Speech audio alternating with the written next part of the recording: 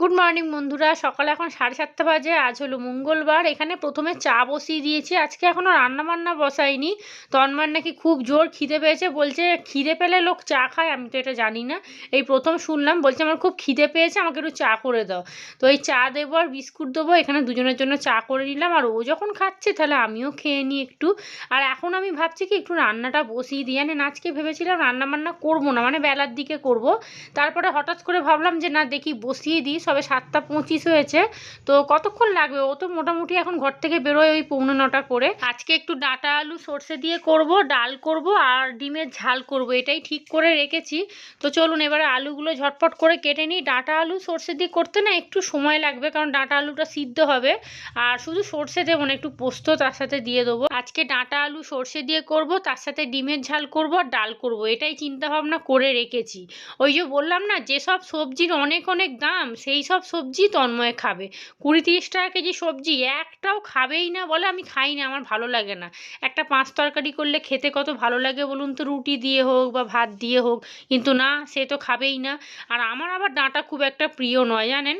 আমার ডাঁটা কীরকম ভালো লাগে বলুন তো, একটু 5 তরকারির মধ্যে ডাঁটা দিলাম সেটা ভালো লাগে। কিন্তু ও আবার সেই রকম খাবে না, জানেন। ও বলবে শুধু নয় সর্ষে দিয়ে করো, আর নয় পোস্ত, আর নয় মাছের ঝোল যেটা হয় না ডাঁটা আলু দিয়ে, সেই রকমভাবে খাবে। চলুন কড়ার মধ্যে তেল দিয়ে দিয়েছি, অল্প করে একটু কালো জিরে ফোড়ন দিয়েছি, আর এবারে দিলাম ডাঁটা আলুটা। আর অল্প একটু নুন হলুদ দিয়ে সামান্য একটু ভাজা ভাজা করে নেবো, বেশি ভাজবো না, তাহলে না ডাঁটাগুলো পুরো ছিবড়ে হয়ে যাবে।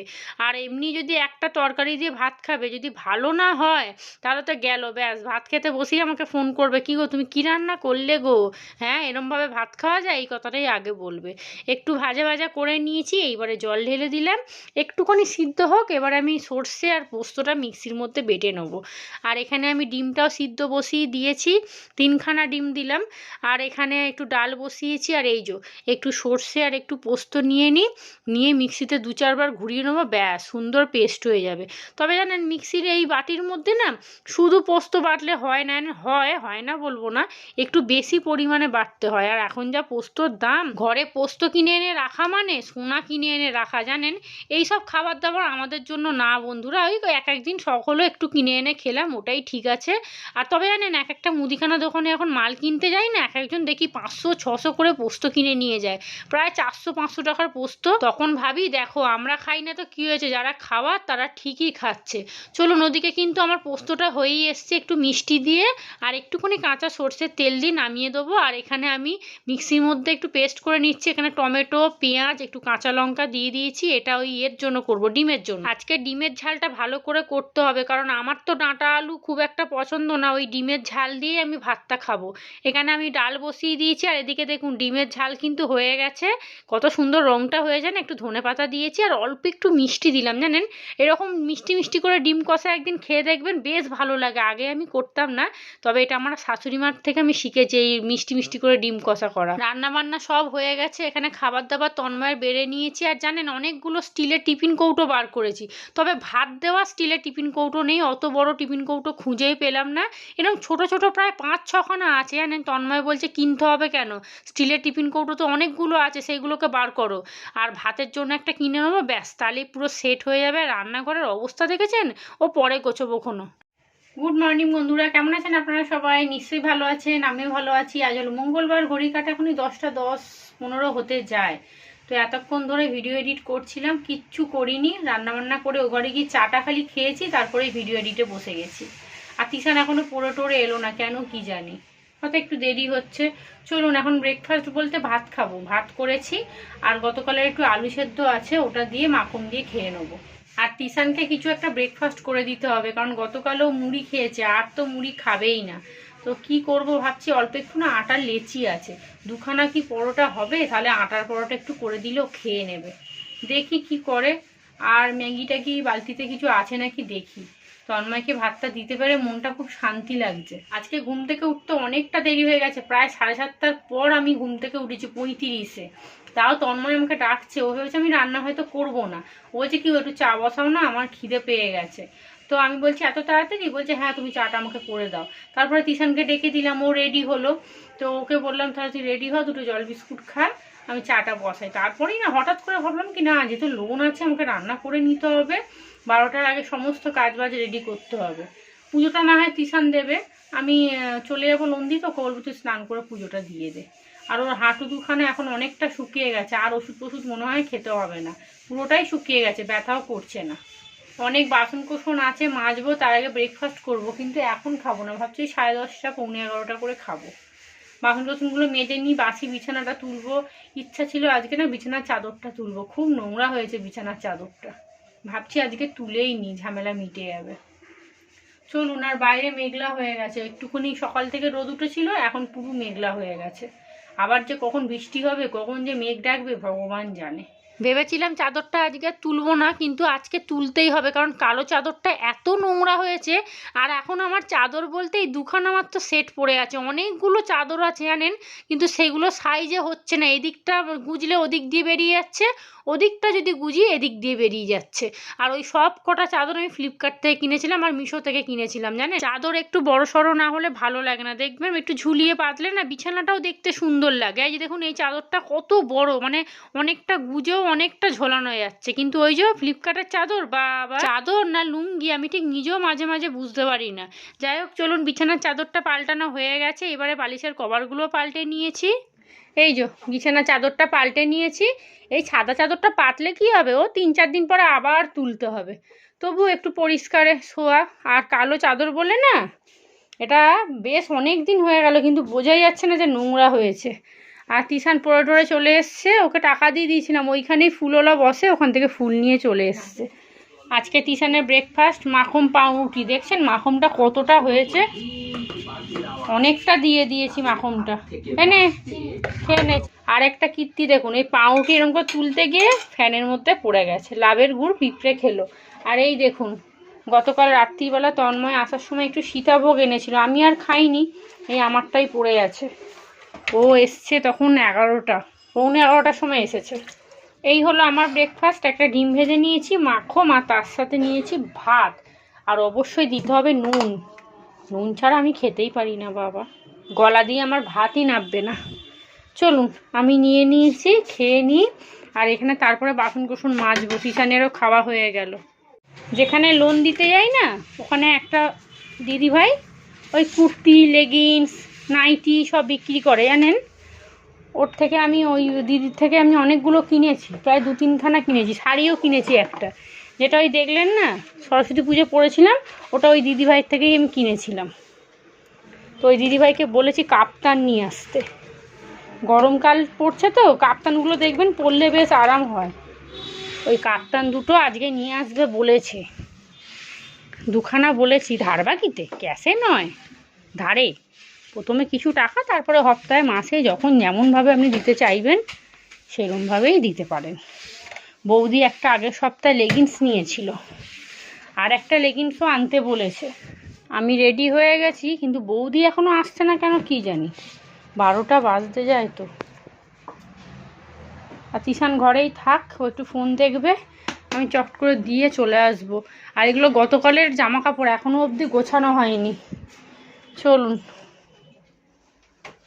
রান্নাঘর পুরো পরিষ্কার করে বাসন কোসন সব মেজে নিয়েছি, আর এটা খালি ব্রেকফাস্টের বাসন, এই যে থালাটা সব হয়ে গেছে।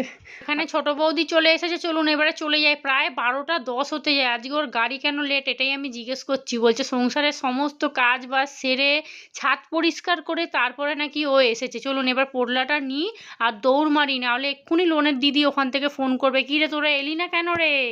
বাজে এখন 1:30, তিশানের স্নান হয়ে গেছে, পুজো দিচ্ছে, আমারও স্নান হয়ে গেছে। আর এই যে আপনাদের বলছিলাম না যে লোনের ওখানে এক দিদিভাই আসে, নাইটি কুর্তি সব বিক্রি করে, ওখান থেকে এই যে 2খানা কাপ্তান নিয়েছি, আগের সপ্তাহে বলে এসছিলাম, তো এরকম নিয়েছে, এই যে সাইডগুলো এরকম কুচি দেওয়া, নতুন স্টাইলের বেশ। আর আগের বারে একটা নিয়েছিলাম, সেটা না একটু ছোটো হয়েছিল, ওই জন্য দিদিভাইকে বলেছিলাম যে একটু বড় দেখে নিয়ে আসবে, এইবারেরগুলো বেশ বড় নিয়ে এসছে, এই যে এইরকম, ভাল লাগছে, বেশ সুন্দর লাগছে না। আর একটা নিয়েছি এই রকম, এই দেখুন একই জিনিস, খালি রঙটা আলাদা, এটা একদম কালোর ওপরে, নোংরা হলেও বোঝা যাবে না জানেন, দুটোই বেশ সুন্দর। আর এই দুটো ওখানে সবার পছন্দ হয়েছে জানেন, আমার বৌদিও বলছিল বোন তুমি নিয়ে নিলে তাই, নাহলে আমি একটা নিতাম।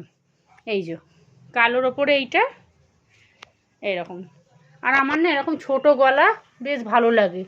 ওই ধামসা ধামসা গলাগুলো বাবা রে, একে তো রোগা মানুষ, তারপরে এই বড় বড় গলা একদম বিচ্ছিরি লাগে। এই যে এরকম একটা নিয়েছি আর এইরকম একটা নিয়েছি।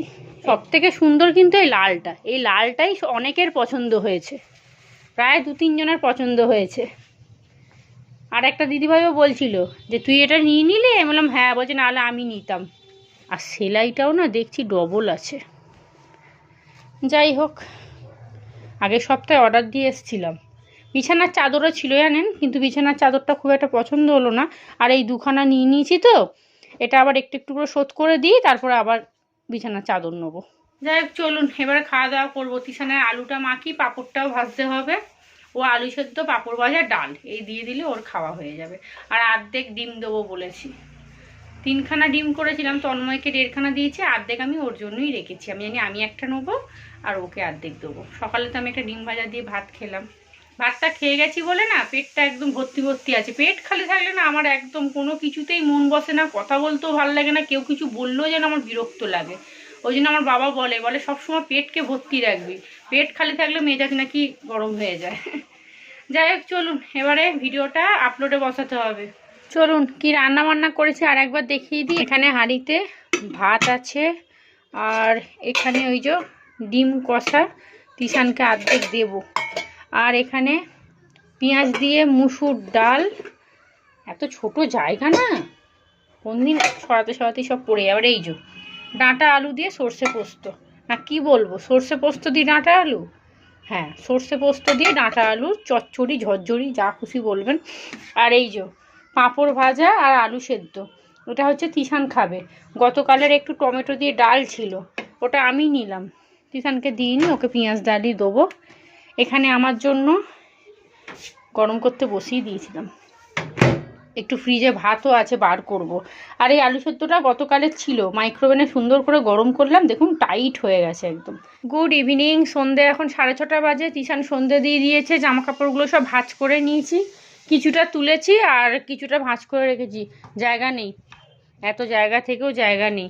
আর তিশান গেছে দোকানে, কি ফাউন্টেন পেন কিনবে না কি কিনবে ভগবান জানে, কেঁদে কেঁদে আমার থেকে টাকা নিয়ে গেল। আর আমি এদিকে চা বসিয়ে দিয়েছি। এই যে বাসনপত্র সব মেজে নিয়েছি। রাত্রিরে কি রান্না করব, এতক্ষণ ধরে ওটাই চিন্তা করছিলাম, কি রান্না করব।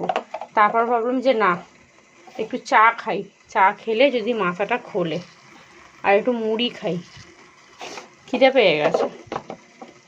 চলুন, তন্ময় এখনো আসেনি, ও এলে ওকে আবার চা করে দেবো কোনো।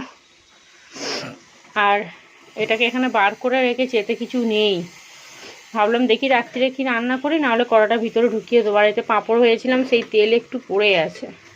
তিশানের একটা বই কিনতে যাওয়ার কথা ছিল এখন জানেন, ভেবেছিলাম যাব, কিন্তু এখন আর যাব না, আগামীকাল সকালেই যাব। সকালবেলা একটু বাজার মাছ ফাছ সব বসে, সেই ওদের স্কুলের ওখানে জানেন, যাব, গিয়ে একবারে বইটাও কিনে নিয়ে আসবো, আর একটু বাজার মাছ এইসব করে নিয়ে আসবো। বাজার করে আনতে হবে, বিশেষ করে মাছ আনতে হবে একটু। আর সকালে গেলে না নানা রকমের মাছ পাওয়া যায় জানেন, এখনও কিন্তু মাছ বসে। আমি কদিন আগে যাচ্ছিলাম রামতলায়, দেখছি ওমা বেশ মাছ ফাছ নিয়ে বসছে, সেদিনকে দেখি চিংড়ি মাছ নিয়ে বসেছে, তারপরে কাটাপোনা মাছ। কিন্তু এখন নিলে কি হবে, প্রচুর দাম জানেন, প্রচুর দাম। সন্ধেবেলার বাজার আমাদের এখানে অনেক জায়গায় বসে, আমাদের স্টেশন মার্কেটে গেলে নানা রকমের মাছ পাওয়া যাবে, কিন্তু ওই যে প্রচুর দাম। কি দরকার বাবা, সকালবেলা একটুখানি হেঁটে চলে যাব, নানা রকমের মাছও পাবো, আর একটু দামটাও কম সম করে কিনে আনতে পারবো। চাটা নিয়ে গেছি, ভাবলাম একটু সাবুর পাঁপড় ভাজি। এই যে একটু মুড়ি নিয়ে নিয়েছি, আর তিশান ওই যে কি পেন নিয়েছে, ব্যাস রং ফেলেছে, কি করেছে দেখি। হায় হায়, দেখি দেখি, যা, হায় ভগবান, এই তো উঠবে না রে, তো পা মচ গিয়ে, তাড়াতাড়ি যা।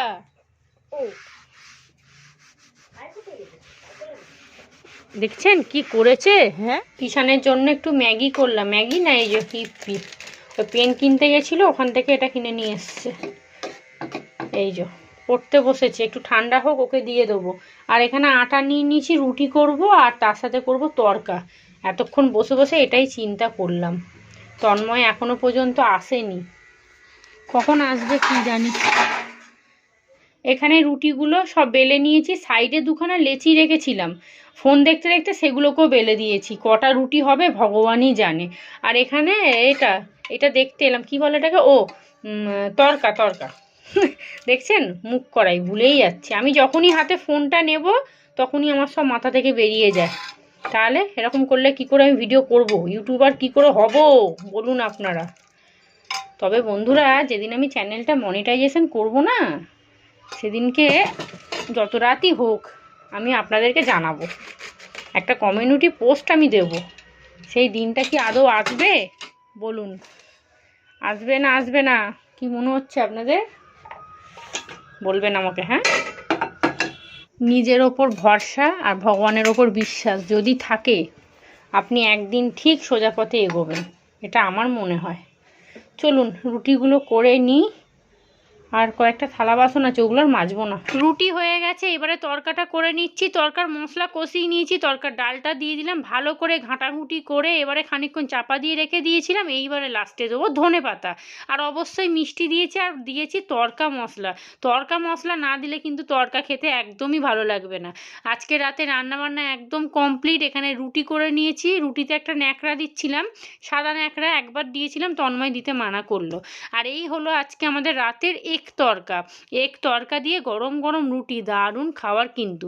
আমার রান্নাবান্না হয়ে গেছে। এখানে এখন তিশানের বসে বসে পড়া দেখছি আর পড়া ধরছি। সেই কখন পড়তে বসেছে, এখনও নাকি ওর পড়া হয়নি, প্রায় 10টা বাজতে যায়। তবে বেশিক্ষণ পড়তে দেবো না, কারণ তাড়াতাড়ি না ঘুমোলে না আবার সকালে উঠতে পারবে না, কারণ পড়া আছে।